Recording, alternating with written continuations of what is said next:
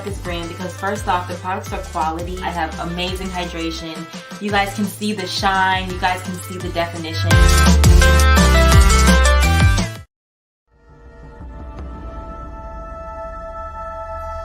At the Okoli Law Group, we specialize in producing justice. If you or a loved one in the Atlanta metro area is facing serious criminal charges, then you need serious legal representation. The Okoli Law Group is here for you. The Okoli Law Group is here for us. The Okoli Law Group, serious legal representation. Navigating through this spiritual journey is challenging.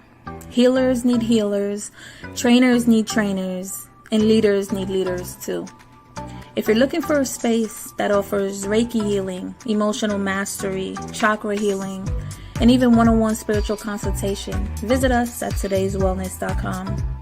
Get all your spiritual needs met and just have someone you can actually talk to. Because whatever it is that you are seeking is also within you. Peace, family. We are live again. Dynasty Mirror Search for Who. Thank you all. Thank you so much for joining. Do me a favor, hit that like button. Please hit that like button. Also, make sure you share and make sure you subscribe. I will greatly appreciate it. Thank you so much. Shout out to, hey, I appreciate you. Thank you. I try, y'all. I try. Thank you, Jerry. I appreciate it. Before we get started, I got a couple of announcements. Announcement number 1, 2, 3, and 4. All right, we are rolling to Sierra Leone next month. We are rolling to Sierra Leone next month, November 25th is through December 6th. We will love to have you all. Again, if you want to roll to Sierra Leone, please visit Danfo, DANFO.Africa. Again, please visit Danfo, DANFO.Africa to learn more. We'd love to have you. We're also going to Benin Republic. That is January 3rd through the 12th. January 3rd through the 12th. We are going to Benin Republic for the Voodoo Festival. If you're interested in joining us, please visit Danfo, DANFO.Africa. We will love to have you all.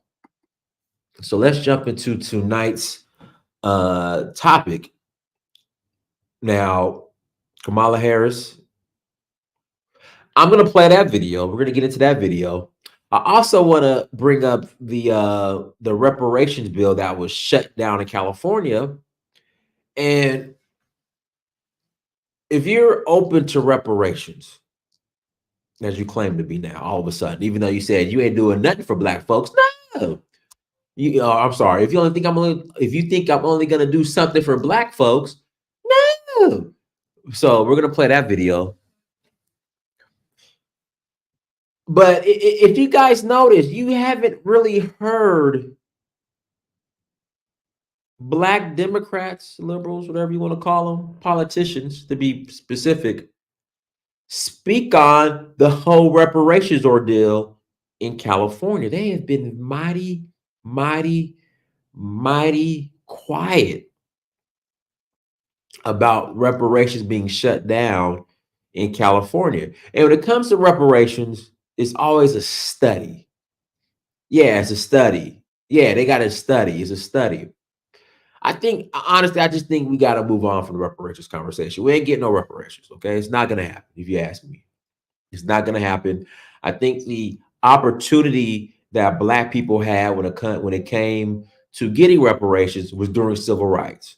So when MLK Jr. was at the negotiation table or had a seat at the table with, I think John F. Kennedy and Lyndon B. Johnson, I believe it was Lyndon B. Johnson. Yeah.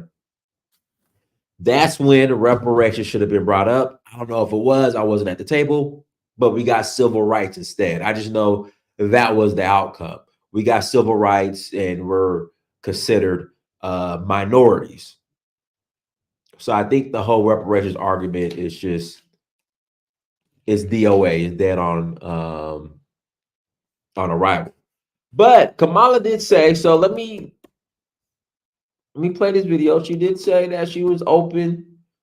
And, you know, disclaimer before we get started, I'm all for differing opinions, differing mindsets. If you're pro-Trump, if you're pro-Kamala, pro-Jill Stein, I'm voting for the couch, completely fine. All opinions are welcome. You're more than welcome to call in. You're more than welcome to disagree. Me, myself, I early voted in Georgia yesterday.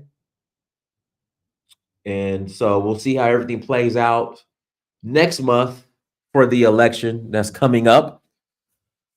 But yeah, you know, we don't do cancel cultures over here. Again, we don't do cancel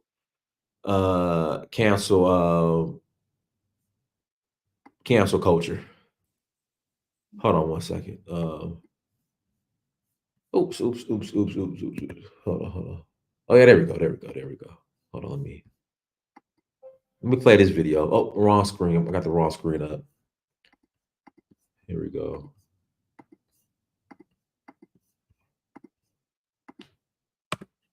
I want to switch gears to racial justice, Madam Vice President. Last month, you eulogized Congresswoman Sheila Jackson Lee. Yeah. Jackson Lee's signature bill, one of a few, was H.R. 40, which would create a commission to study U.S. slavery and study the issue of reparations. She introduced H.R. 40 every session of Congress, taking up the mantle from Congressman John Conyers. This is a bill that you have co-sponsored as a U.S. Senator. Yet, this has, despite the fact that this has been, similar commissions have been created on the state level and on the local level, is yet to pass in Congress, let alone come out of committee. Congresswoman Jackson Lee, Congresswoman Barbara Lee, and other advocates have called for President Biden to take executive action to create this commission. Would you, as president, take executive action to create this commission, or do you believe that it should happen in Congress? Well, first of all, as you mentioned, Sheila Jackson Lee, she was an extraordinary leader who we just recently lost, and she was a friend and a real champion for so many issues. So I feel compelled to say that about her. On the issue of what we need to do going forward, look, first of all, we just need to speak truth about history, in spite of the fact that some people try and erase history and try and teach our children otherwise. We need to speak truth about the generational impact of our history, in terms of the generational impact of slavery, the generational impact of redlining, of Jim Crow law. I could go on and on and on. These are facts that have had impact. And we need to speak truth about it. And we need to speak truth about it in a way that is about deriving solutions. And frankly, I think that and part of that is studying it to figure out exactly what we need to do. But part of what we can do right now is, for example, what I'm talking about in terms of building an opportunity economy, which is addressing explicitly the obstacles that historically and currently exist and dealing with them: student loan debt, medical debt, bias in home appraisals. What we need to do in terms of dealing with an issue that I have championed for years, Black maternal mortality, which is the fact that Black women are 3 to 4 times more likely to die in connection with childbirth than other women. And we know that the reasons for that include disparities that pre-exist her pregnancy, including disparities that exist in the system during her pregnancy. So all of those things must be addressed. But do you have a position on whether that should happen, this commission should happen through executive order or via Congress? I think Congress ultimately will have the ability to do this work. I'm not discounting the importance of any executive action, but ultimately Congress. Because if you're going to talk about it in any substantial way, there will be hearings, there will be a level of public education and dialogue that, and I think that was part of the spirit behind the congressional action thus far, to ensure that everyone can participate in this conversation in a way that elevates knowledge about history and the reference points that have that are the impetus of this conversation. Especially again when people are trying to deny history, when people are, so-called leaders are saying that enslaved people benefited from slavery. I mean, let's talk about the Delta here in terms of the work that needs to be done. It's profound. She didn't answer. Guys, did she answer the question? And I played the wrong video, but I'm glad I played this video because she didn't answer the question.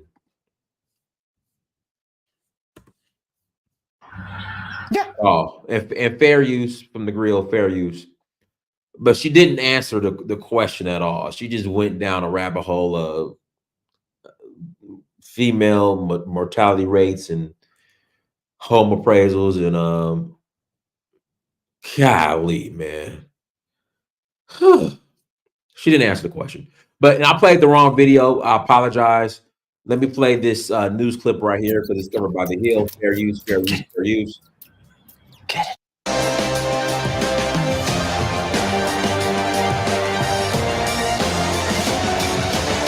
Vice President Kamala Harris joined Charlemagne the God for a wide-ranging interview in Detroit, my hometown. Before they got into it, Charlemagne called her out for sounding so scripted. Let's watch. One thing they've been saying, a lot of your press hits get criticized. Folks say you come off as very scripted. They say you like to stick to your talking points. And some media says you have... That would be called discipline. Oh, okay. Speak to that. But go on. Charlemagne also questioned why Harris hasn't pushed back on Trump's repeated labeling offer as border czar. Why do you allow them to call you the border czar when that's not even that wasn't your I'm role? not giving him permission for that. Oh, you're right. But but I mean, you don't push back on it because that wasn't your role. What? Fact checkers have made that clear. Look, Okay. if I responded to every name he called me, I wouldn't be focused on the things that actually help the American people, and that's my focus. That is true. Harris then summed up her view of this election for the American people. Let's watch. You have two choices, or you don't vote, but you have two choices if you do. And it's two very different visions for our nation. One mind that is about taking us forward and progress and investing in the American people, investing in their ambitions, dealing with their challenges. And the other, Donald Trump, is about taking us backward. The other is about fascism. Why can't we just say it? Yes, we can say that. Now, recent polls have shown Harris losing support from Black men. She addressed the possibility of reparations for slavery. Let's watch. But Black Americans are heavily asked to vote Democrat in every election for over half a century, with very little in return. What are your plans to address these very important issues? Whose fault is and that? change that narrative? Whose fault is that? Thank you, Zeke. I appreciate that. Thank you. And thank you for your work. So to your point, yes, I am running to be a president for all Americans. That being said, I do have clear eyes about the disparities that exist and the context in which they exist, meaning history, to your point. So my agenda, well, first of all, on the point of reparations, it has to be studied. There's no question about that. And I've been very clear about that. Oh, it got to be studied more. Well, I think Kamala Harris was right and smart to do this podcast appearance, to do many of the media appearances she's doing with less, I guess, necessarily friendly, although this was largely friendly in tone. It's reaching a different audience than just doing cable news interviews. So that's good. I'm not sure. She does come off as scripted. I don't think that's discipline. I think that's being scripted. Again, I have to quibble with even Charlemagne the God's framing on her being the border czar. That's how she was described in the media. It's not there was not a scepter. All right, now let's go back to my favorite clip. Shout out to Pan-Africanism Strikes Back. Boom, no executive action. She's just going to say the Republicans blocked it. Let's talk about the Delta. I'm promoting you to blue belt, Dinus. I'm still a white belt. Brand, I got a long way to go. man, it's just, because see, the thing is, guys, I just started doing BJJ, Brazilian Jiu-Jitsu. And so I'm an athlete, football, track in college, but BJJ is it's different, man. Like it's tough. Like it's tough because it's like you got to use strategy. Because with football, it's like 7 seconds, bam. Each play 7-8 seconds, if even that. With Brazilian Jiu-Jitsu, like we're going 6-minute, sometimes 10-minute rounds. And like I ain't gonna lie, I be gassed after like 3 minutes, and I gotta survive. Like I'm rolling around trying to survive and not get submitted. I'm getting better though, but listen, it's tough. Like it's tough. Like the first 2 weeks, the first week of doing BJJ, like I could barely walk. Like every muscle on my body was sore. Now it's not as bad. Like I'm recovering faster. But yeah, man, that Brazilian Jiu-Jitsu is no joke. So like Brazilian Jiu-Jitsu, wrestling, judo, I get it, man. That's a whole different ball game. Again, that's a whole different ball game. But shout out to Jay Bones as well for the super chat. Now, Brandon made a great point when asked when she, passed an executive action. She spent it and deflected to Congress. You see what she did there? And again, they did not bring up, which is just so odd. How can you bring up the reparations conversation now and not bring up what happened in California? Which we're going to pull up this clip of what happened in California. Make your mark.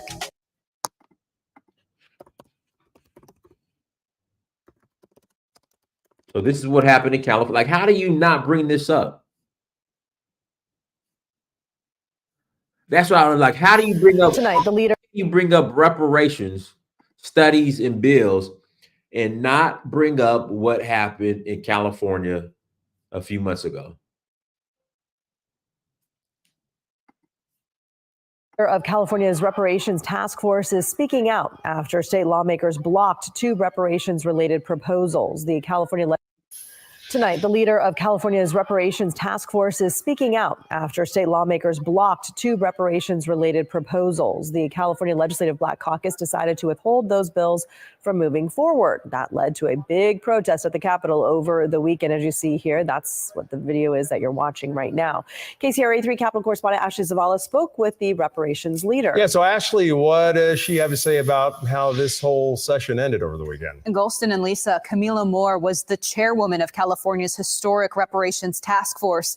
That group wrapped up its work last year after spending years studying the effects of slavery, racial discrimination, and its impact on Black Californians.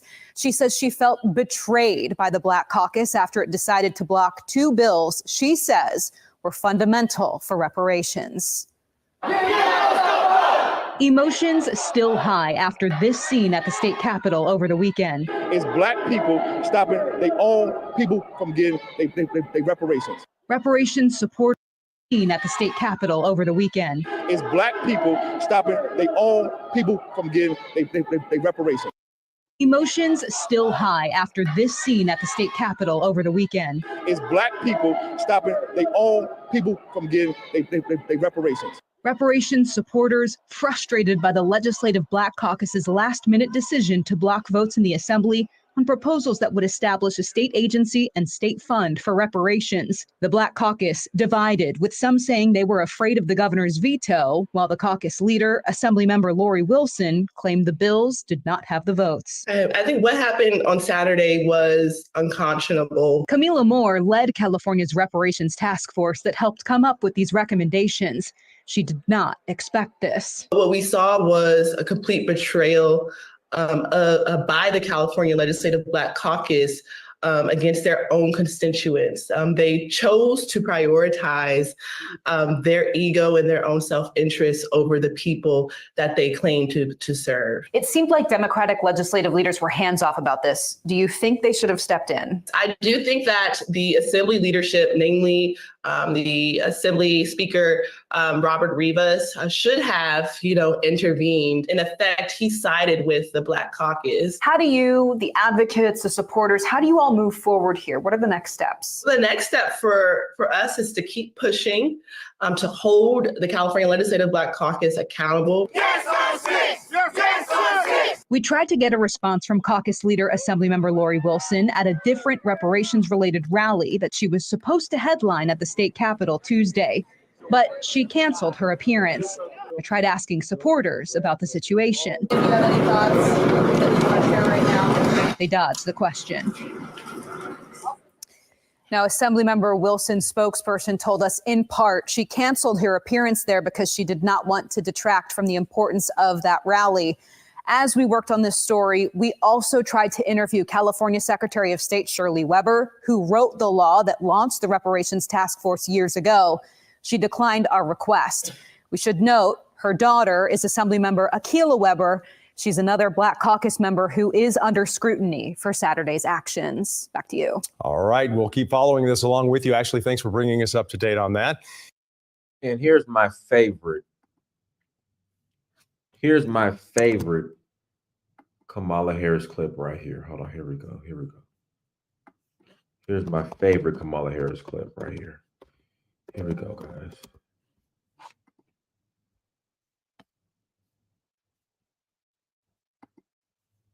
Do you support reparations for Black people? Well, listen, again, we had over 200 years of slavery. We had Jim Crow for almost a century. We had legalized discrimination and segregation, and now we have segregation and discrimination that is not legal but still exists and is a barrier to progress. We have disparities around housing. We have disparities around education. We have disparities around income. And we have to recognize that everybody did not start out on an equal footing in this country. And in particular, Black people have not. And so we have got to recognize that and do something about that and give folks a lift up. That's why, for example, I'm proposing the LIFT Act. Give people who are making $100,000 or less as a family a tax credit, which will benefit and uplift 60% of Black families who are in poverty. So by default, it affects Black families, but there's not a particular policy for African Americans that you would explore. But no, if you look at the reality of who will benefit from certain policies, when you take into account that they're not starting at the same place and they're not starting on equal footing, it will directly benefit Black children, Black families, Black homeowners, because the disparities are so significant. So if we focus on the specific issues that have resulted in the greatest disparities, and we understand that that's part of why we're doing it. Listen, the reality also is this: any policy that will benefit Black people will benefit all of society. Let's be clear about that. Let's really be clear about that. So I'm not going to sit here and say I'm going to do something that's only going to benefit Black people. No, because whatever benefits that Black family will benefit that. Whatever benefits that only going to benefit that. So I'm not going to sit here and say I'm going to do something that's only going to benefit Black people. No, because whatever benefits that going to benefit Black people. So I'm not going to sit here and say I'm going to do something that's only going to benefit Black people. No, because whatever benefits that Black family will benefit that community and society as a whole and the country. Right? All right, guys, links in the chat room. If you want to call in and add to the conversation, you can. Again, link is in the chat room. Again, link is in the chat room. If you want to call in and add to the convo, you're more than welcome to click on that link and call in and add to the conversation. But link is, did I put the link in the chat room? Yeah, I put a link there. It's there. There we go. Go ahead, Brandon. Brandon, you're muted. Hey, can you hear me? Man, are you on your Obama phone? I ain't on no Obama. Obama, he already done shamed me enough. Yeah, well, we can barely. You go in like you're muffled. Hold on. I had to change it real quick. Is it better now? There you go. Go ahead. All right, cool. Yeah. Man, listen. This woman is playing the same trick that Democrats have played on black people for decades. Promise things that she knows all the Republicans don't support and most of the Democrats don't support. Once it gets shot down, even if Democrats don't support it, they will say, oh, the Republicans shut it down. Prime example, Ernest. Republicans aren't controlling anything in California. Nothing. Democrats control California from top to bottom. Do you see people in your audience still saying that Black MAGA shut down reparations in California? Yeah. Hey, Brandon, you're going in and out. Like you're still going in and out. Oh, I'm sorry. Okay, let me get off. I'm gonna get off y'all. But I hope y'all just got the gist of my point. Like, Hey, guys, listen, when you guys call in, don't call in on your Obama phones. Like we want to hear that. We want to hear what you got to say.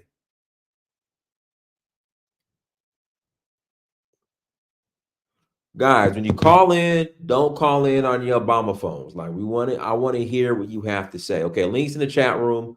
Click on the link. No, but the guy in that clip made it clear. He said these are black folks doing it. So not Black MAGA. It was black Democrats who shut that bill down.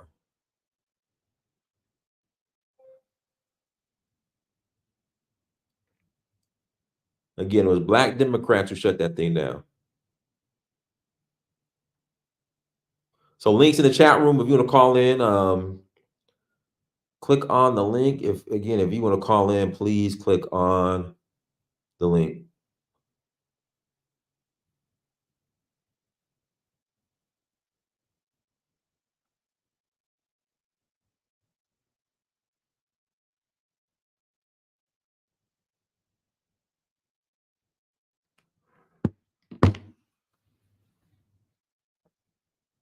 Well, don't vote. Proper perspective. Listen, you answered your own question. Kamala ain't it. Neither is Trump.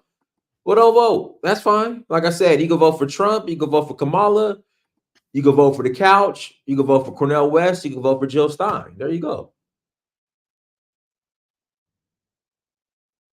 Vote for who you want to, or you don't have to vote. All right, links in the chat room. If you want to call in and add to the convo, you're more than welcome to call in and answer and add to the conversation.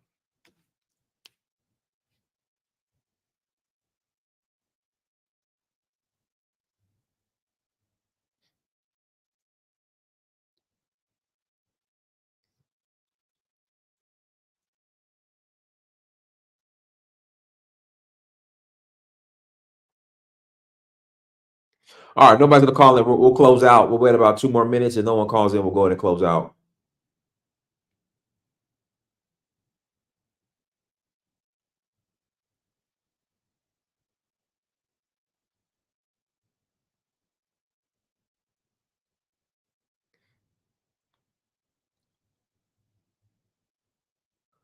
Well, y'all gotta call in, or I'm gonna close out. You guys gotta call in, or I'm gonna close out. Once again, we're rolling to Sierra Leone next month, November 25th through December 6th, November 25th through December 6th. And we're also rolling to Benin in January 3rd to the 12th. Okay, Bucci Badass. Pause. All right, go ahead, Brandon. Unmute yourself. You gotta unmute yourself, Brandon. All right, I had to call on my real phone. Is it working now? Yeah, you sound good. Okay. Yeah. So basically, what I was saying was Kamala Harris is doing an age-old trick that Democrats been playing on black people forever. Let me promise them a bunch of stuff that I know won't pass through Congress, because when something for black people, quote unquote, doesn't pass Congress, who do black people blame? Republicans. Never realizing that Democrats also do not support reparations, because Democrats' constituents are also primarily white people who don't feel that they should have to pay for things that their ancestors did that they feel they didn't benefit from.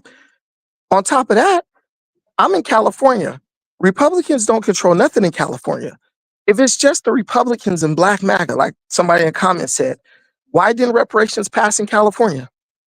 Why were there members of the Black Caucus in California who refused to support the motion to vote on the bill for reparations? See what I'm saying? They know that Black folks have a default setting that just automatically blames things on Republicans when things don't go our way. We have to find any way we can to do mental gymnastics to continue to support the Democrats. That's why I'm so glad Black men are rejecting Kamala Harris in record numbers, because at least I see the Black man is finally realizing that fat meat greasy. He realizes they're all on the same side when it comes to not doing anything for Black people. And that's why I support Donald Trump, because he's an outsider. And one of the things that he does as an outsider that none of those other politicians are going to do, he actually entertains Black people and listens to what we have to say. Now, if we don't take advantage of it, that's on us.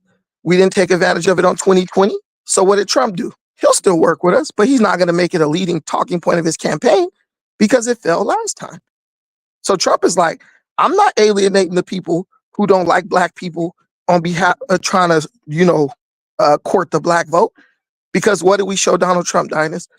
No matter what you offer us, we're still going to vote Democrat. We don't want it if Democrats ain't giving it to us. Right. Any political candidate in their right mind would do the same thing. That's like a woman, Dinus, that's like a woman being in an abusive relationship. How long you going to spend trying to convince her that she needs to leave the dude she with and get somebody better? You might say it one time. If she don't get it, that's on her. She the one who gonna keep getting her butt whooped. Same thing with Black people. You want to stay on the Democrat plantation? Stay there. You're gonna be on the plantation. Don't start screaming when that last shit across your back, because you chose to stay in that position.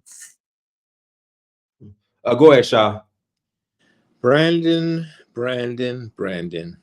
Greetings, Dinus. It's been a while since I've, kind of been on. I've been missing your show. I don't know if you just start Yeah.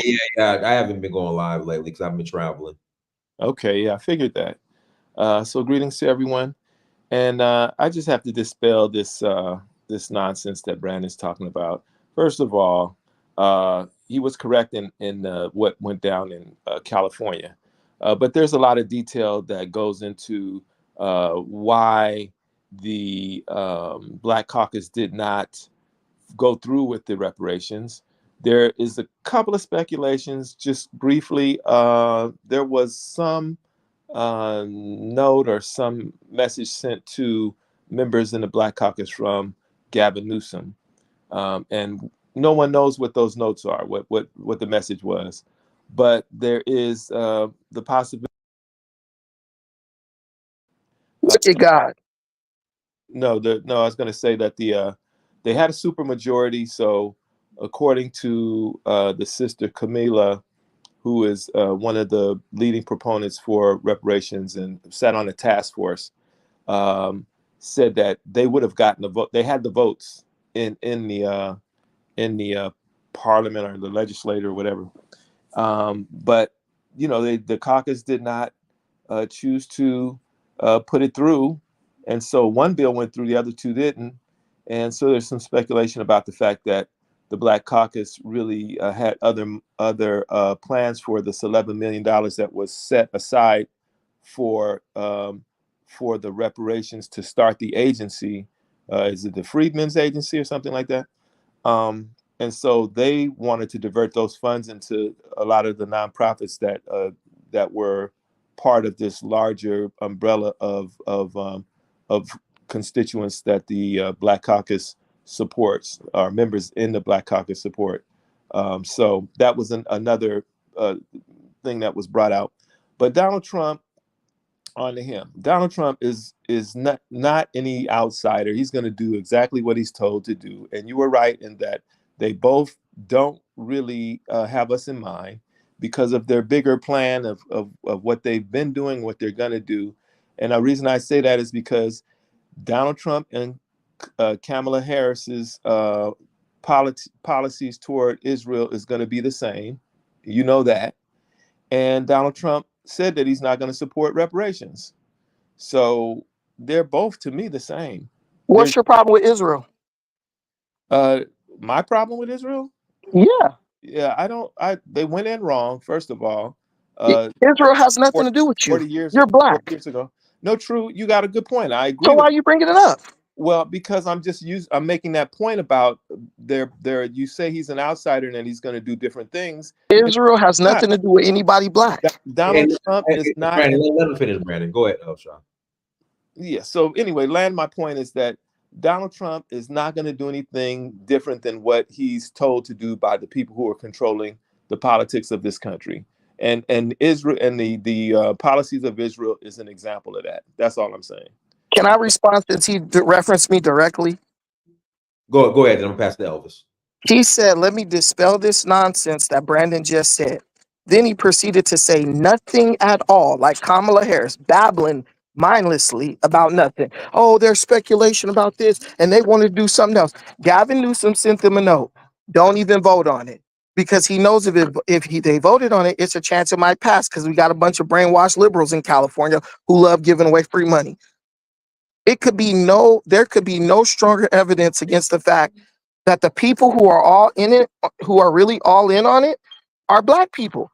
Your black congressmen are right in cahoots of denying you. Look. I know, but okay, Devin. Yeah, so the black congressmen, congresswomen are all the same. They're in on it just like white congressmen and congresswomen. We keep trying to make this distinction. Oh, the blacks didn't do it because XYZ. The blacks didn't do it because they don't want you to have it. Just like the white folks don't want you to have it because they understand, especially in California, Dinus, you've been here. The people majority voting for black politicians in California are not black people. Right, exactly. White and Hispanic.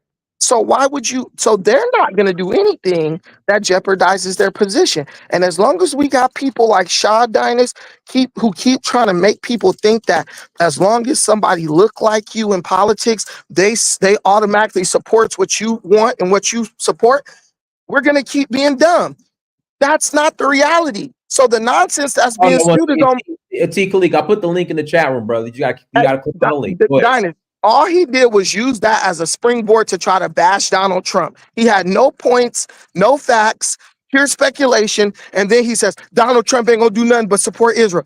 Bro, then he says he has no problem with it. Oh, they went it wrong. Ain't it funny how black people always telling people to stay out of black folks' business? But as soon as we need an excuse to hit on Donald Trump, we all up in question about Israel. Listen, question about Israel. No, can I come in here real quick? Wait a minute. Let Brandon finish asking you, Elvis. Dinus, nobody asked this man about Israel. He brought that up. He literally said, what do I have a problem with Israel? Before that, you said Donald Trump is going to do the same thing as when it comes to Israel as the Democrats are going to do. That's what you said. As an example, that he's doing the same thing that the Democrats. Israel is none of our business. The only president that has worked with black people in the past 50 years in earnest actually offered us something tangible for our vote has been Donald Trump. And there is no argument you can make against that. I could, but it's not my turn anymore. Go ahead, Elvis. All right. Thank you, Dinus. Look, I think I've kind of figured it out. Your state elections, the people you elect as governors and in your state elections are more important in terms of how they affect your life directly. Tim Walz is the governor here in Minnesota, right? And he's done a lot of great things. I have a buddy of mine who just had a kid with his wife. He got 3 months paid time off. That was something that Tim Walz just passed, I think, last year in our state legislature. Free lunch and breakfast for kids, 6 weeks paid time off for sick leave. We have budget surplus, money back into our pockets. In Minneapolis, for first-time home buyers, you get a grant to give you that down payment. These are policies that directly affect the lives of people, whether you're black, white, Asian, or whatever. I think when people ask, what are you going to do for black people on a national level, it's very difficult. You got to get almost a supermajority, which is, I think, 60 voting in the Senate to pass anything meaningful for black people. So that means you need a bipartisan support. So if you think you're just going to support one side and they're going to give you everything that, or they're going to give you something specifically for your people without the Republicans or the Democrats both voting for that, it's not going to happen. So whether Kamala is advocating for reparations, Republicans are going to have to vote for it. And you know damn well they're not voting for it. So when I hear people say that Republicans or Donald Trump wants to do things for black people, he still has to go to the Democrats. So if the Democrats hate you so bad and they don't want to do anything for you, if Donald Trump bring any bill on the floor, the Democrats have to approve of it. A lot of them have to approve of it for it to happen for you. Same thing on the other side. So national politics is very difficult to pass things. But on your state level, your governors, your senators on the state level can do a lot more to impact your life, right now. And that's why we're glad we have Tim Walz. Even if he doesn't win the VP, we're lucky to have him. I think he's done a lot of great things in the state for everybody, and black people, black immigrants. There's class that I'm a part of those groups. So local politics, state politics is even more important than national politics because your local state government can do things for you quicker and more effectively to impact your life. So this whole national politics, I don't think Kamala can do a lot once you get in there because the way the House and the Senate is set up, a lot of things need to go through a bipartisanship for black people to benefit. Same thing for Trump. And don't lie to us. Trump hasn't brought any concrete plan for black people. We know who Trump is. He's not going to do a damn thing for us. So if you think that's the best side, go ahead and vote for him.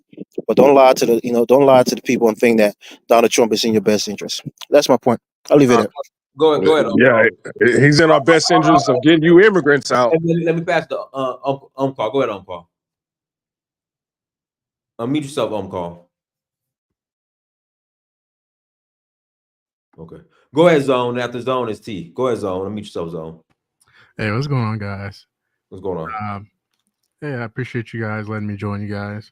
I'm I got the opportunity to do a few things in my life. I lived in the West. I lived in Texas. My father's actually from Texas. So I think I've sort of lived a few different places.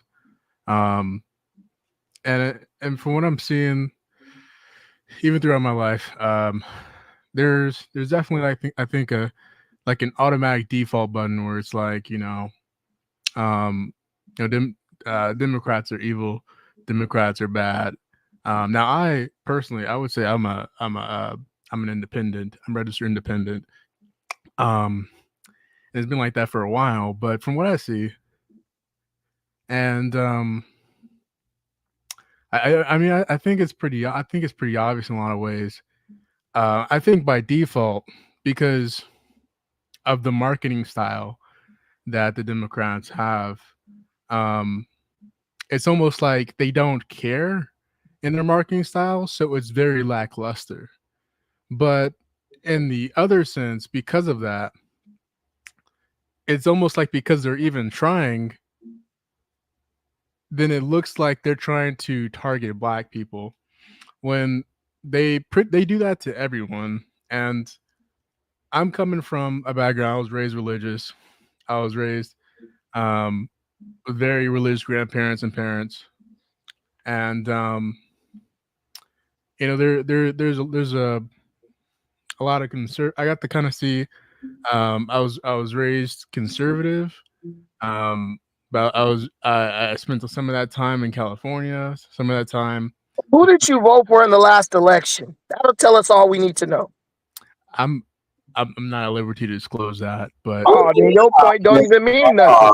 Oh, Jesus. Yeah, bro, then why you up here babbling, bro? Like, bro, you're talking about I was raised Catholic. Don't nobody give a fuck. Yeah, nobody care about that. Yeah. I mean, get out of here with that. If you ain't got no strong opinion, what are you babbling for? I'm not saying, and this is where I think we fall short, is that everyone we fall short because you won't be transparent about who you voted for in last election. That's you falling short. I mean, is that not a personal I thing? voted for Trump. Who did you vote for? Biden, bro. Bro, he voted for I Biden. voted for Trump. Who did you vote for? Man to man. I'm gonna be honest, I didn't vote in the last election. Shut your ass up. Yeah. And there's a reason why, though. I think it's important that we look at both sides with this, because again, I'm also a veteran, right? So, bro, get to the point. No one cares what you are, bro. Like, what is your point? There, in Who you voting for this election? Let me help you. Who you voting for this time? I'm just trying to have a conversation. Who you leaning towards? Bro, you are doing. Get to the point. Jesus, Louise, you guys, it's hard on this dude. But everybody knows who they voting for at this point. Who do you support, bro? We're not gonna beat you up. Personal business, man. It's really personal.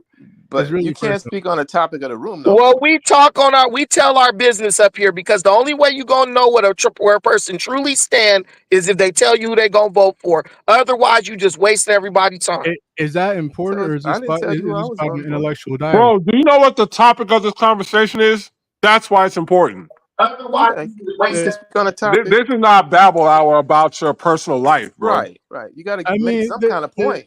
The point is that we gotta come together, have an actual type of dialogue, because I realize there's a huge push, there's a huge consensus, even when voting for Obama, right? There's a lot of Republicans, especially Black Republicans, that came out and voted for Obama, and then Obama is not on the ballot, and then fell flat again. But people are still talking about him because they feel like, because of his endorsement, and a lot of Republicans voted for Obama, yet in 2024, you still got Democrats saying Republicans are racist.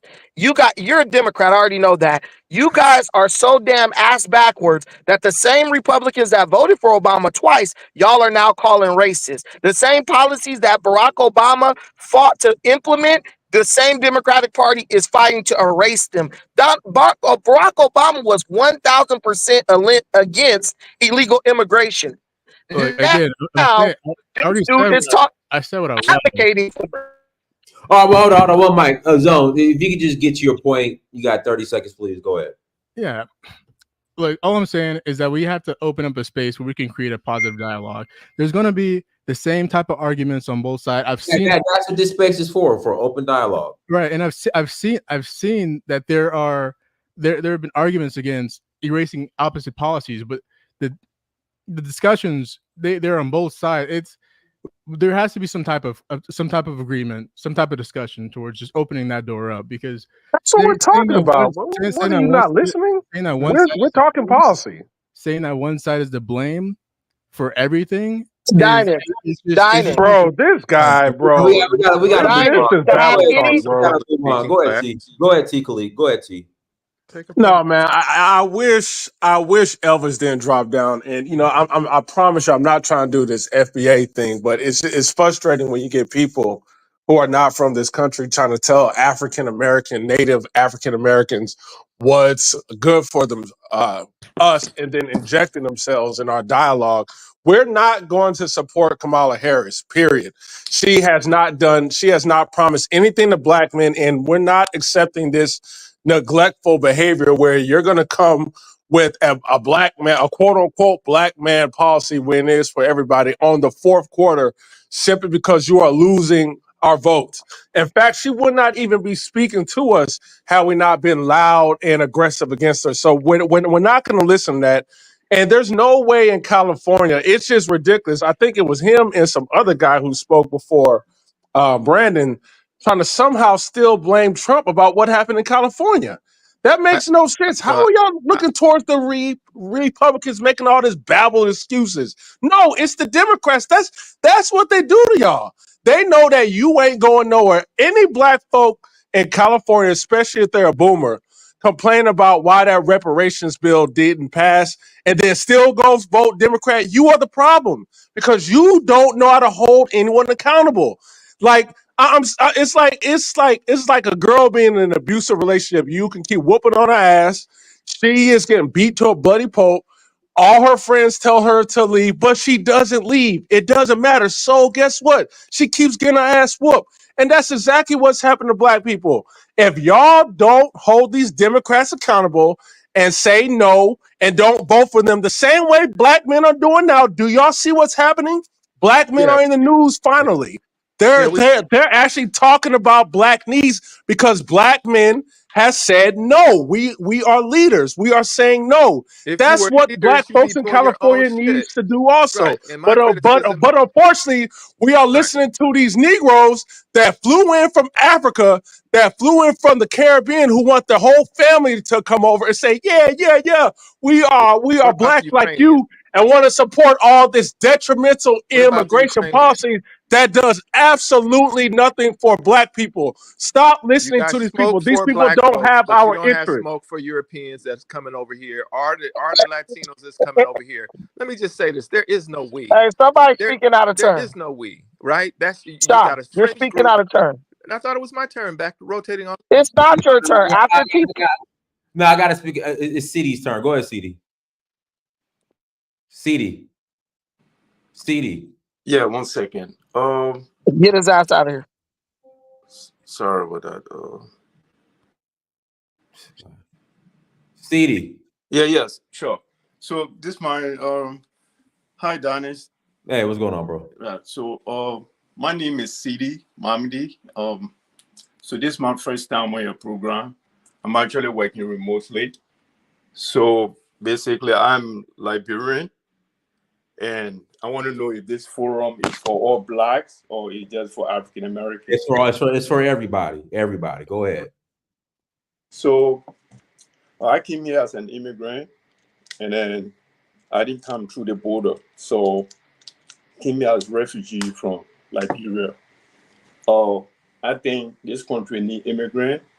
From an experience right now with the people that just came through the border, I have people that went to Philly.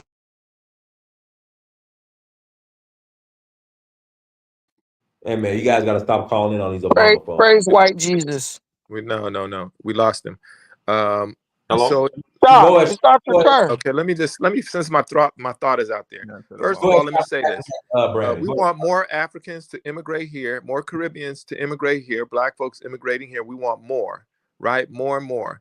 And the other thing is there is no we, right? There Because is you no Negroes we. are going to keep The voting majority Democrat of and us, voting against reparations. So no. Excuse me, sir.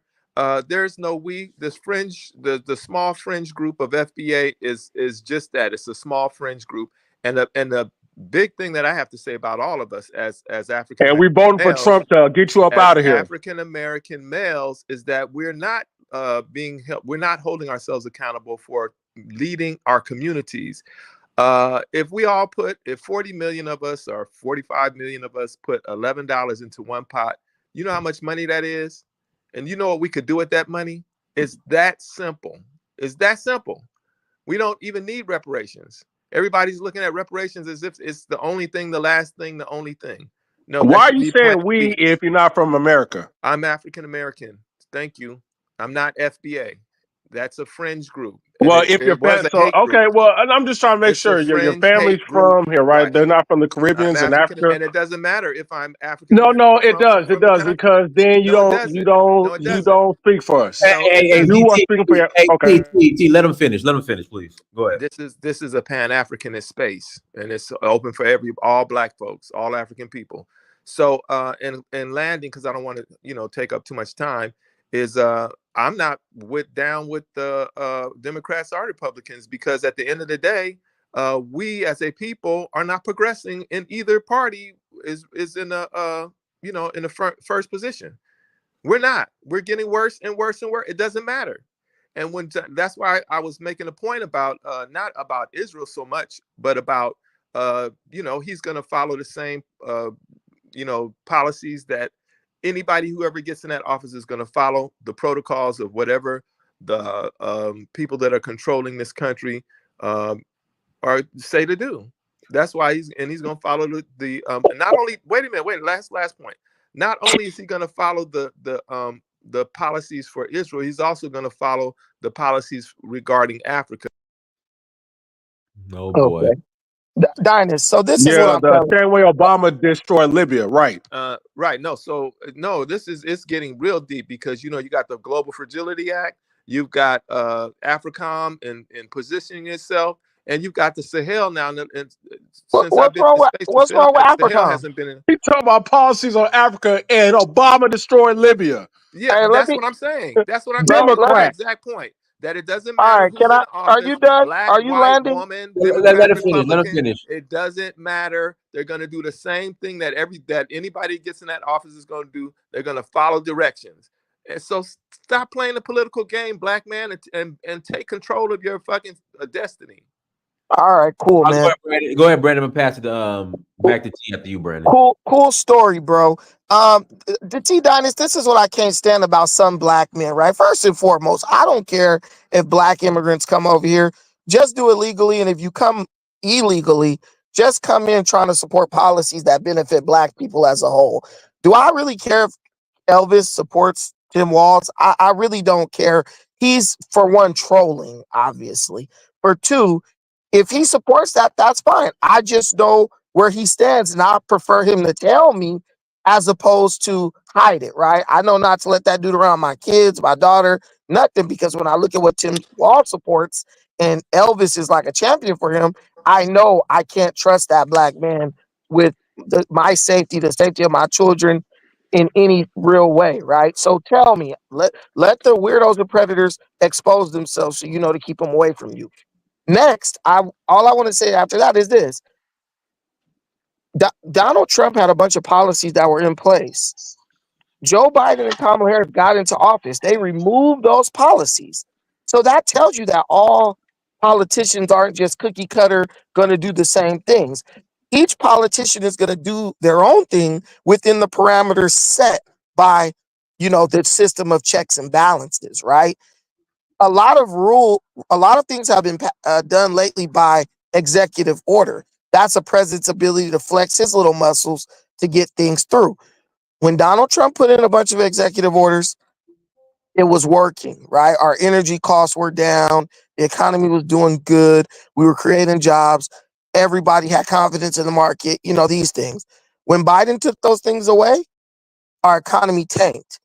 So much so, Biden had to admit that Trump's policies were good by re-implementing many of those policies. Joe Biden is building a border wall right now. Joe Biden implemented and re-implemented and strengthened the tariffs against China.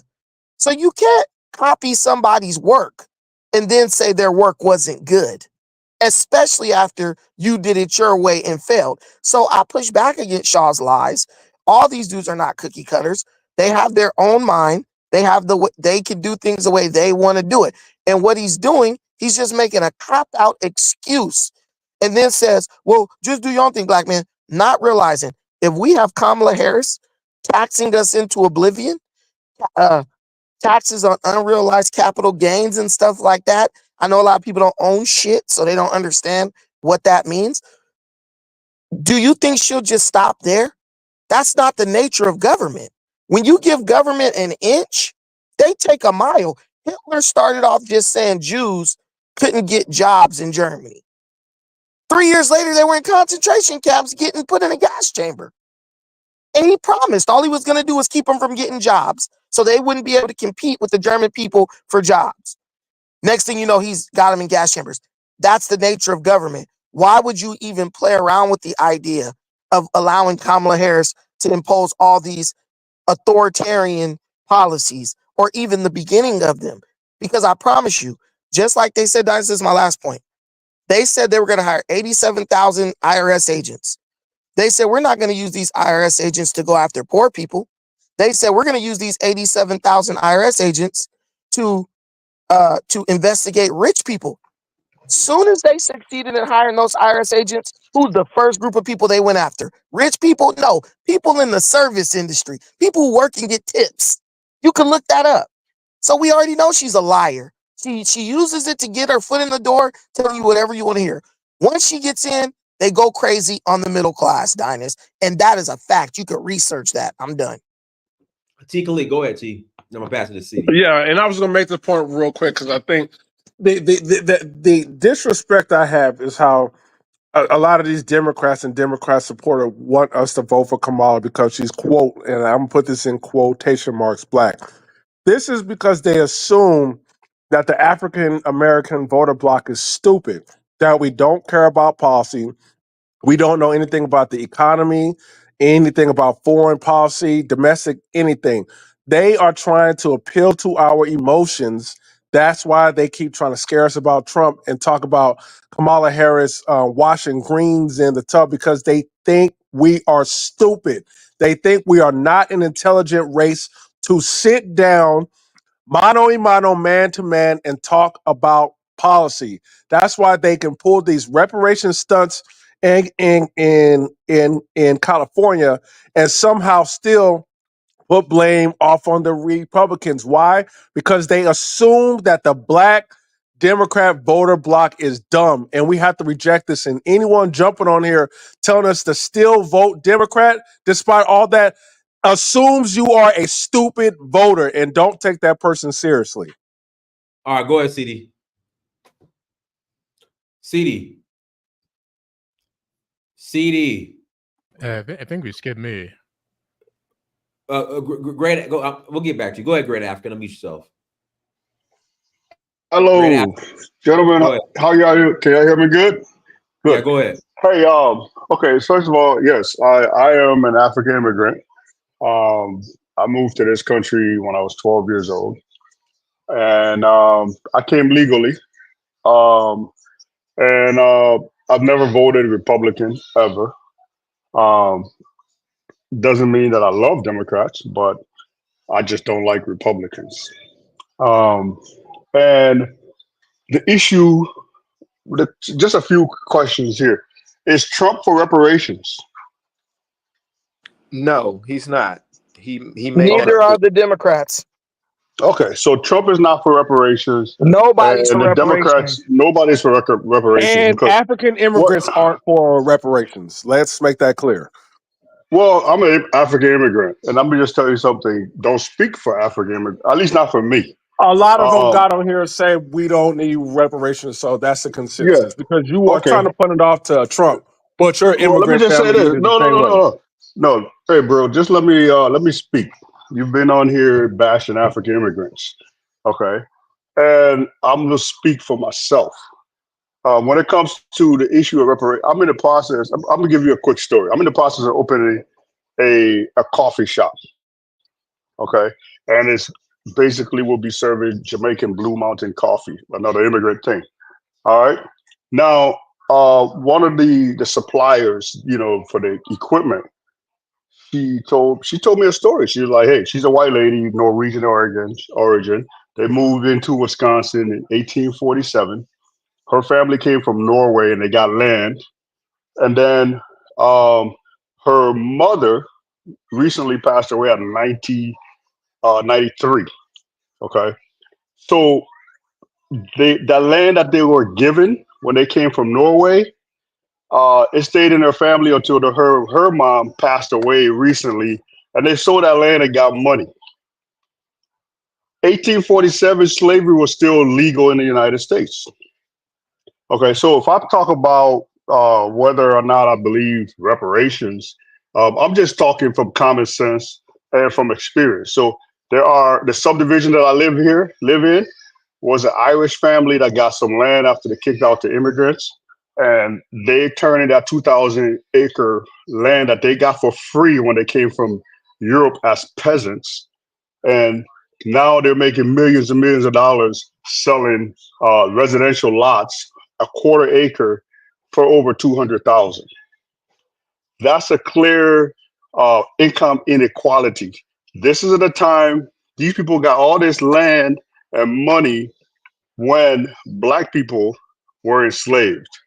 Africans that came here in exchange were enslaved. So yeah, when it comes to reparations, okay, I'm not just saying that I supported to kiss anybody's ass. I'm just saying it as a common sense thing that it's something that needs to be discussed and done. Neither Republicans or Democrats is going to happen. It's a discussion that will be in the political system for some time. It may never happen within our lifetime because you're going to have to get a super majority for it to happen. But what I'm seeing is, I'm seeing people look at Democrats and say, oh, we're not going to vote Democrats because they ain't for no reparations. Okay. Well, that's just it. Nobody's for reparations. It's political suicide if you come out and say that you want to do reparations, because we do live in a constitutional republic that is majority rules, and the minority, have some amount of power. So when it comes to this anti-African immigrant rhetoric, okay, just think straight up, okay, 33% of Black people in this country are first, second, or third generation Black immigrants. These are people that their grandparents came here. So if you're going to hate on African immigrants, understand that you're getting rid of 33% of your power. And you got to know that also Black immigrants did contribute to the liberation cause in this. Farrakhan has West Indian heritage. We know that Marcus Garvey was straight up from Jamaica. We know that Stokely Carmichael was from the islands. So it's not like to say that, oh yeah, these Black immigrants come in here and they don't do anything, they don't support anybody. That's not the case. So that's what I had to say for now. So I'm just going to pause. I just want to say this real quick. Black people, don't let these people come on and say, what about a Trump is for reparations. Understand this. If you've been Eddie giving was not Democrats reparations. 90% of your vote and they have been ignoring you and neglecting you, that alone is enough reason to teach their asses a lesson, and you don't put them back in power. If there's any party that owes you reparations the most, it's the Democrats. Because what do they do every 4 years? They come begging you for your vote. They got their paid white liberal shills, excuse me, paid Black liberals who work for white liberal platforms, the Breakfast Club, Essence Magazine, all of, BET, all of them trying to keep Black people in line. And then what do the Democrats do, Black people? They shame you. Even if you say, I'm not voting, I'm going to sit this out, I don't like either candidate. What do they tell you when you say that, Black man? They say, well, a non-vote for Kamala is a vote for Trump because these people look down on you. So regardless if Trump does not have a reparations, you cannot let people continue to treat you that way. You have to stand up against them. This is why you need, to be honest, I think Trump needs to still win. And also, what this also shows, once the Democrats lose the Black vote, guess what? Now they're going to have to sit down and take you seriously. And you can put reparations on the table. Well, if you don't want these conservative right wingers to keep winning, if you want all this gay LGBT stuff nonsense, guess what? Give us our reparations because we've been giving you 90% of a vote.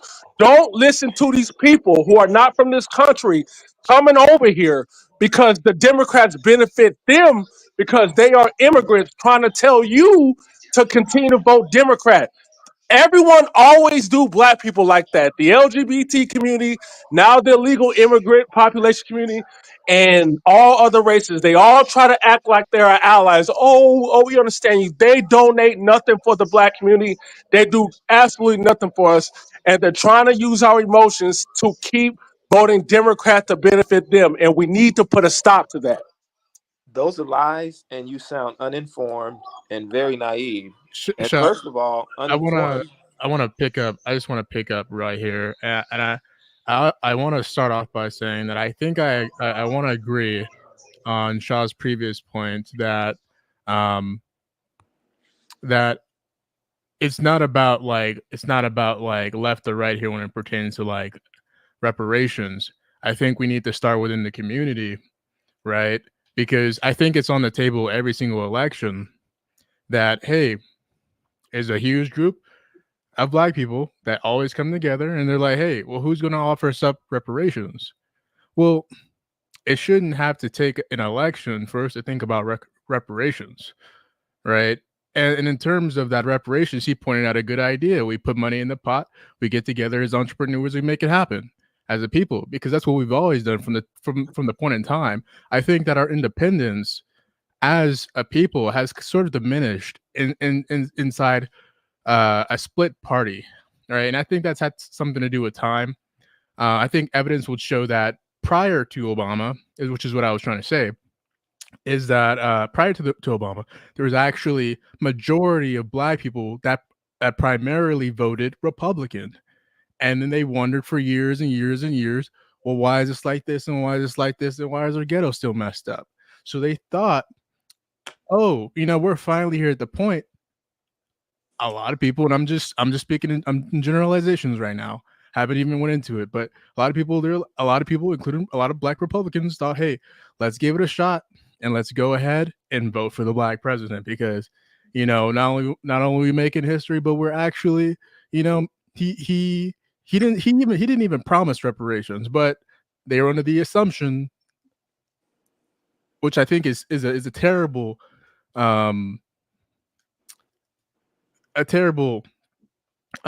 thing to just assume that, oh, because they're gonna act that way. But I think a lot of the backlash, especially nowadays, I've seen, is that people don't take a step back and look at both sides and point fingers at both sides.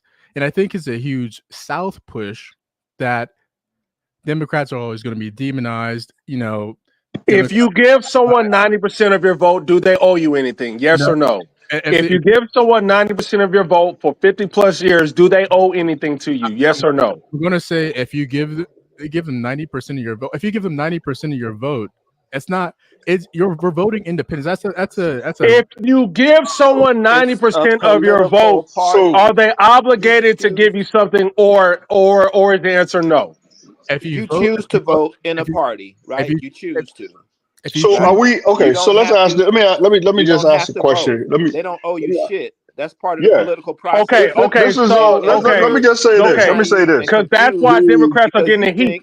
Because they come to our community and ask for our votes, and they don't give us anything. And you're saying that's okay. Vote Republican. That's the type of black man politics you are operating in. And this is why Black women are more successful than Black men politically. Because if you talk bad about them, if you ignore them, they get loud and they start threatening consequences. This is why that woman who got locked up in Russia got released back to America, because Black women said, if y'all don't release her, we are going to cause hell and we're not going to vote for you. This is how Black men should be acting politically. So stop all this weak black male talk, bro. Like we're not going for that, bro. Like this brother here that stopped all this noise. You're not doing shit. Doesn't understand. Doesn't listen. Let me just say this. Okay, we live in a constitutional democracy. Okay, so it takes a consensus. Obama, if you look at how much stuff was blocked. We don't live in a fucking constitutional democracy. We live in a constitutional republic. Get it right. Okay, okay, constitutional republic. Okay, but it is a constitutional republic. No president has ever been blocked as much as Barack Obama was blocked. There's some statistics that show that he was blocked more than all these presidents combined. The Republicans made it a Barack point. Obama had a super majority for the first 2 years of his presidency. He did nothing. Yes, he did. He did do some things. He did healthcare, and it was a super majority. But you had that guy from he was blocked by this other guy. There was a 60. There was 60. He didn't do healthcare to the end. Bro, I feel like that was the first thing he did was healthcare. He went into that, lost a lot of political capital because of the healthcare, lost the majority for the six of the years of the 8 years that he had. He does not have a majority in Congress, in both houses of the Congress. So to just say that, oh yeah, what did the Republicans do for you? What did the Democrats do for you? Is not understanding the system of government. You're wrong. The Affordable Care Act is complete. You're wrong. Had to be. You're wrong. The Affordable Care Act was watered down. You're wrong. The by conservative Democrats. The Affordable Care Act passed in 2010, March 23rd. Barack Obama had 2 years to do anything he wanted to do. You know what they did? You know what they did? That was passed. No, bro. It doesn't work that way. No. That is that. You're look, wrong. I know something too. You're wrong. You're wrong, bro. A man not from this country is educating you about politics. I know more about this country. Oh, he can't educate me. He's wrong. Bro, I'm not from this country, but I know a lot more than you. Whoever that ignorant person is. First and foremost, you said we live in a constitutional democracy. Okay, second, Brandon, you lied about constitutional. What did I lie about, Brandon?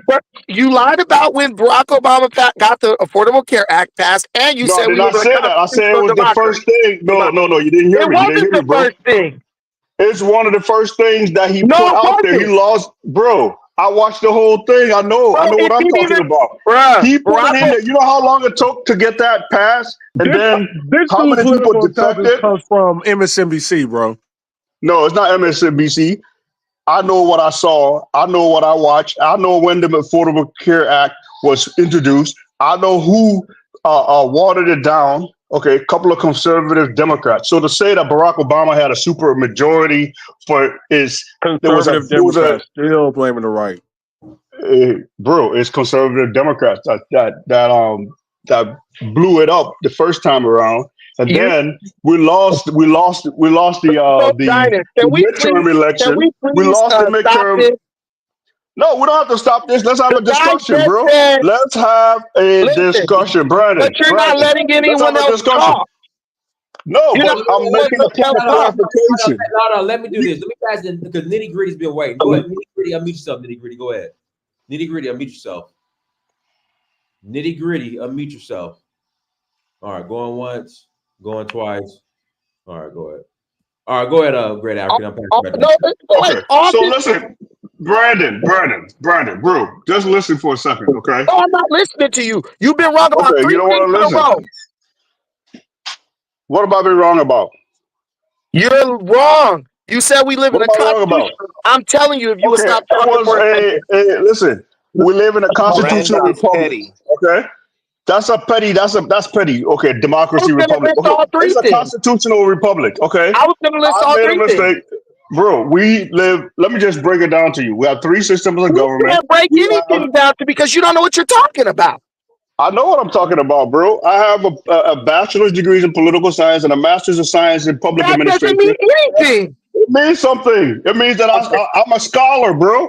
I'm a But you're scholar a of liar as political well. science. Don't let Boy, him that take is you down What did I comical. lie about? What did I That's lie about? of I keep tangent. trying Don't to let him tell take you, you you down a keep tangent, interrupting me. bro. Get to the point, though. Don't let him take you down some Bruh, I bullshit. keep trying to No, tell you what you're I'm lying about, telling and you you. keep You know what interrupting me. no. You know what? But let me finish, and then you can tell me what I'm lying about. Okay, you've been talking. I've been listening for 30, 40 minutes, and you've been doing all the talking. Okay, so you people are presenting this situation as if, hey, if I vote for this person, they're gonna do this. We're not kings and queens in this country. Okay, you can't pass anything without both houses of Congress. Nothing. This border thing that you people are talking about, there was a bill that was put up front by both Republicans and Democrats. Trump, if you don't remember that, Trump said no, don't vote for it because you wanted to run on that. And that sounds like a Kamala Harris talking point, but it is a fact. So we live in a democracy where the majority and the minority, everybody has to work together to get things done. It's not a king. Just because Barack Obama was president doesn't mean he's the king. He was You mean it's not blocked. a monarchy? Political science major? It's not a monarchy. Bro, that's my We don't credentials. live So in a I understand, democracy. bro. Actually, Democracy, We're whatever not you want to wrong. call it. Listen, man. You know what? No, we don't live in a majority democracy. Yeah, we have checks in place to protect minority states. These are all things that were put in place to keep the republic together, to keep the republic, So that's everybody who majors in business and get a doctorate in business don't become a successful business owner, right? So that means you could have all the degrees you want and still be yeah. bad But at what you claim to be. I know Finish. the system of government that we have. No, you know the system of government, but you also are extremely biased. So you won't be honest about the situation. You're biased too, bro. But at I'm a least I'm Democrat. honest. I'm a Democrat, At least I'm and you're a honest. Republican. I'm a Democrat, and Okay. you're a Republican. You just said that Barack Obama couldn't do anything because he was blocked more than He any other did. politician. Then you said that he was blocked by conservative Democrats, right? Correct. Instead of just saying because that was in response to your statement about him having super majority. bro, So I'm only if talking he had- facts. listen, There was a point where there was 60. Are Okay, you gonna there was let a dude somebody else talk, or you just gonna keep talking forever?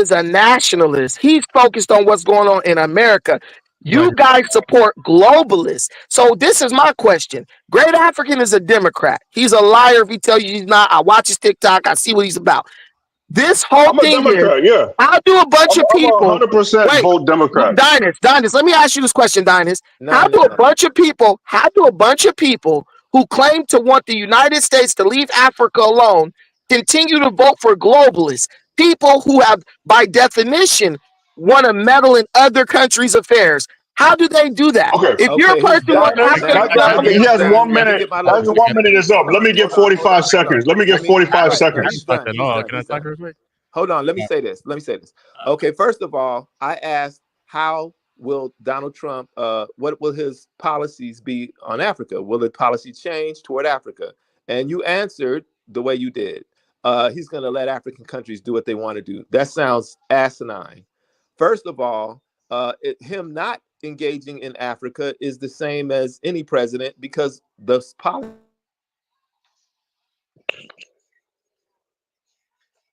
We lost him. Great African, go ahead and we got to close out. Go ahead, Great African. Okay. So here's the thing, Brandon. Wait a minute. Go ahead. Go ahead. I watched the foreign committee interview Langley, the brother who's in charge of AFRICOM, about what's going on. Donald Trump did send his vice president to Africa to push LGBTQ. Stop. So Brandon, hold on. Brandon just made a great point. I couldn't hear him because I was trying to. You ain't making no points today, Sean. I'm interrupt you every time because that's what you did me. Just know that. No, hold on. One mic. Brandon No, made a good point. Hold on, but Shaw, you got to address that. Brandon made a great point. Under Trump did not send Mike Pence to any African country talking about some LGBTQ. Brandon made a great point. That's a smoke signals distraction. That's nothing. That's not even. So while they're doing that, right? That means he doesn't have a good answer for it. Fuck up, Brandon. While they're doing that, right? That means he can't respond. AFRICOM is moving around in Africa, setting up, doing this. They're talking about moving the headquarters from Germany into either Zambia or Ivory Coast. They wanted to do it in Ghana, but I don't think they would have met with too much resistance. They're moving the headquarters probably to Ivory Coast, right? So all of this other stuff is going on while they're talking about LGBTQ, which is a zero, which is a distraction. So what I'm saying is that the HR 7311 countering the malign effects of Russian propaganda in Africa. Now y'all here quoting Bible scriptures. And in United States, right, amongst the African diaspora is in alignment with Global Fragility Act. And let me tell you how they're enacting it. Africa Stream, that media company that's that act you just brought up was passed by a black Democrat. Right, exactly. It doesn't matter if it's a Democrat or Republican. You guys are on Democrat and Republicans. It doesn't matter. The way that we're going to be dealt with, the way that we are going to be dealt with does not matter. We ain't got nothing in it. We have no friends over here, really. So it doesn't matter whether it's Republican or Democrat. But let me finish and let me show you how this shit is playing out. So one of the first things that they have done by banning that stream company, Africa Stream, right? Anthony Blinken came on and make a statement that it's Russian propaganda. It's supposed to be Pan-Africanism and all of it. This is one of the first follow-ups or enactments of the HR 7311, countering the malign effects of Russian propaganda. Yeah, but it's all that. Blinken is a Democrat. It doesn't matter. So what do you? It doesn't matter if it's a Democrat or Republican, because guess what? At that foreign committee, you know who's sitting in the foreign committee? But Shaw, all this is happening under Democrats, right? No, AFRICOM happened under Democrats.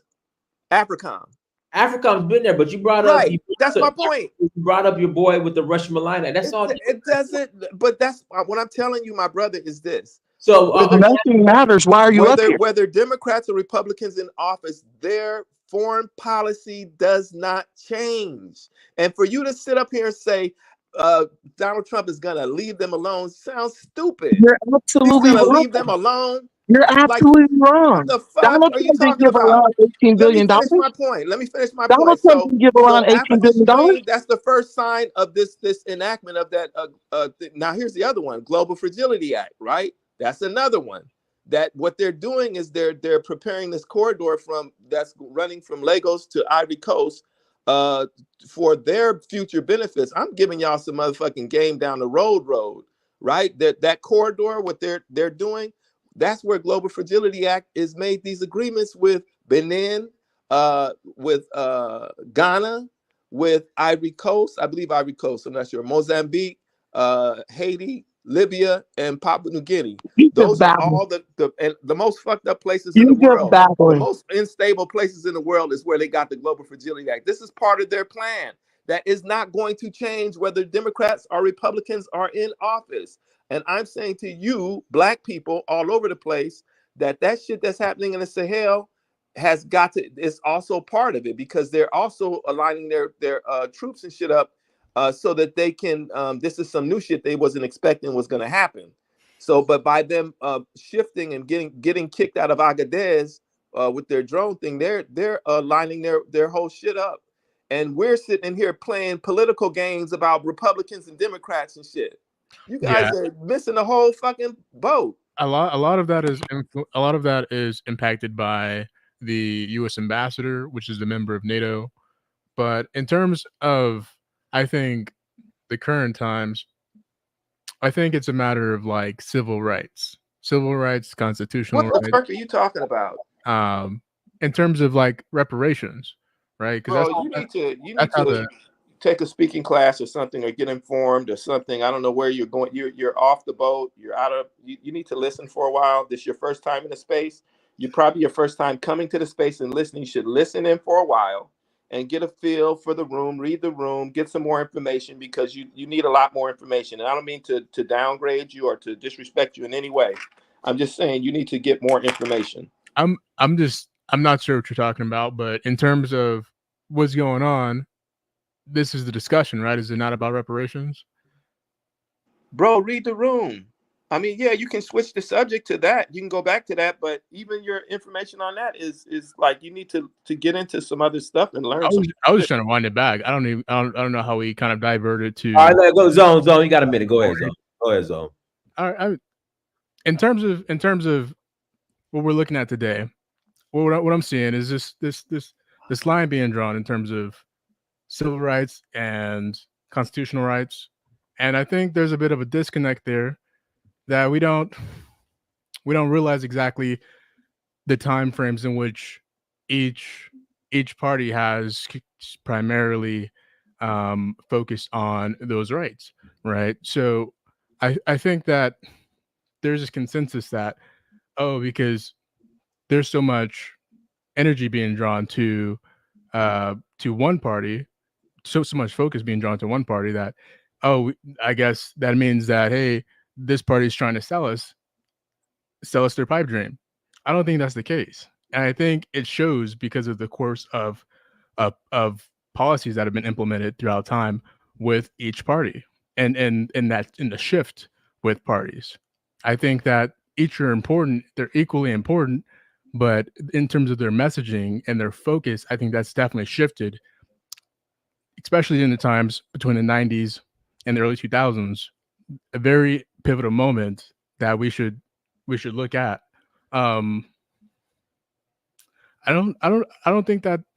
I think that in terms of what the overall vision for America, I think that's sort of it's become like obscured, and sort of pushed into like a pop culture centric narrative. And I think there's a lot of messaging behind that we should pay attention to. That's pretty much my point there. There's a little bit further to go into, but again, I didn't want to dive too far off your path. Okay, yeah, I appreciate it. Hey, everyone, thank you so much for joining. Like, share, subscribe. Until next time, family. Dynasty Search for a Root. Peace.